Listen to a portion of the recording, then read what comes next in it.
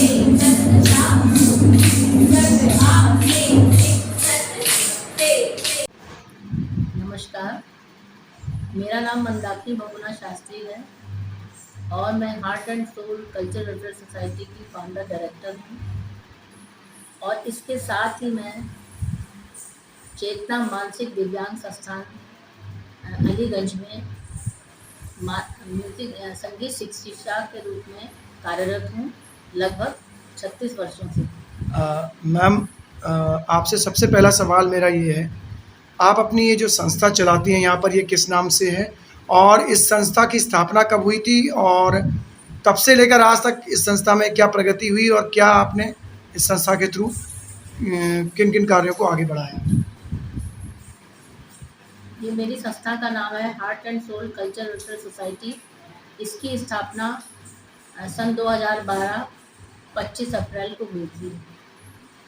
इसकी शुरुआत में मेरे पास सिर्फ 2 बच्चे थे। धीमे धीमे बच्चों की संख्या बढ़ती गई, जिसमें विषय थे Kathak, Bharatanatyam, vocal music, instrument, art and craft. शुरू में हर सब्जेक्ट में थोड़े थोड़े बच्चे रहे, बाद में धीमे धीमे लोगों में प्रचार के माध्यम से बच्चों की संख्या बढ़ती गई उसके बाद बच्चों को धीमे धीमे विभिन्न सांस्कृतिक आयोजनों में, महोत्सव में बच्चों को ले जाया गया, जिससे उनका मनोबल बढ़ा, अभिभावकों की रुचि बढ़ी। इसके बाद मेरे पास बच्चों की संख्या बढ़ती चली गई और कुछ बच्चों ने यहाँ से प्रभाकर की शिक्षा भी ले ली और अब वो भातखंडे विश्वविद्यालय में संगीत नृत्य की शिक्षा पा रहे हैं। मैम, मेरा दूसरा सवाल ये है, आपके अपने इस नृत्य के जीवन काल में या इसमें क्या-क्या अचीवमेंट्स रहे हैं? थोड़ा आप अपने संस्था के अचीवमेंट्स और अपने अचीवमेंट्स के बारे में बताइए, जो पुरस्कार और सम्मान आपने प्राप्त किए। विभिन्न सांस्कृतिक आयोजनों में बच्चों को ले जाया गया और कई संस्थाओं के द्वारा मुझे सम्मानित भी किया गया। जैसे प्रगति पर्यावरण संरक्षण समिति की तरफ से मुझे अवध सम्मान, यूपी सम्मान और सन 2021 में मुझे यूपी महिला रत्न सम्मान से सम्मानित किया गया और हिमालयन इंस्टीट्यूट की तरफ से भी मुझे सम्मानित किया गया और कला शिरोमणि अवार्ड और करोना वॉरियर के रूप में भी मुझे सम्मानित किया गया, क्योंकि मैंने कोरोना काल में दिव्यांग बच्चों के ऑनलाइन सांस्कृतिक कार्यक्रम आयोजन किए, जिसमें देश विदेश के बच्चे मेरे साथ जुड़े। उनका मैंने संगीत नृत्य का कार्यक्रम आयोजित किया ऑनलाइन माध्यम से। और मंथन फाउंडेशन एक है राजस्थान में, उन्होंने मुझे कोरोना काल में इंटरनेशनल लेवल का जजमेंट करने की मुझे ये जिम्मेदारी सौंपी थी। वो भी मुझे सम्मानित, वहाँ से भी मुझे सम्मानित किया गया और भी कई जगहों से मुझे सम्मानित किया गया है, हैंडलूम हस्तशिल्प महोत्सव की तरफ से भी, अन्य संस्थाओं की तरफ से। और अभी हाल ही में मुझे एंटी करप्शन संस्था द्वारा वैदिक भारत रत्न से सम्मानित किया गया। मैम, मेरा अगला सवाल ये है कि आपकी ये जो संस्थान यहाँ खोला हुआ है आपने, इसमें किन-किन चीज़ों का बच्चों को सिखाया जाता है? कौन-कौन से ऐसे सांस्कृतिक और वो सब चीज़ों की तैयारी की जाती है? तो थोड़ा-सा हमें बताइएगा। वाद्य में और नृत्य में क्या-क्या चीज़ें हैं? इसमें बच्चों को शास्त्रीय संगीत की शिक्षा दी जाती है, जिसमें नृत्य, गायन और वाद्य की। इसमें नृत्य में कथक और भरतनाट्यम और इंस्ट्रूमेंट वाद्य में हमारा हारमोनियम, तबला, ढोलक और कीबोर्ड, कैसियो की शिक्षा दी जाती है। और साथ ही वेस्टर्न डांस की भी बच्चों को, जुम्बा एरोबिक्स, लेडीज़ बैच, ढोलक, सभी तरह की आर्ट एंड क्राफ्ट, काफ़ी सब विषयों की यहाँ शिक्षा दी जाती है। और बच्चे विभिन्न कार्यक्रम में भाग लेते हैं। यहाँ संस्था के अंदर ही हम विभिन्न प्रोग्राम आयोजित करते हैं, जिसमें हम सेलिब्रिटीज़ को भी बुलाते हैं और बच्चों को उनके द्वारा सम्मानित कराते हैं और उनके द्वारा बच्चों को सम्मानित किया जाता है। और इसके साथ ही मैं पिछले साल से मानसिक दिव्यांग बच्चों का समर कैंप चला रही हूँ, जिसमें अभी मैंने हाल ही में इसी जून में ही मैंने इसका समापन किया था। तो उसमें मैंने यूपी महोत्सव के प्रगति पर्यावरण संस्था के जो अध्यक्ष हैं श्री विनोद कुमार सिंह जी, उनको मैंने आमंत्रित किया था। उन्होंने बच्चों को सम्मानित किया, मानसिक दिव्यांग बच्चों को। और वो मेरे और पहले ये बताना चाहूँगी, ये समर कैंप में एकदम फ्री ऑर्गेनाइज करती हूँ।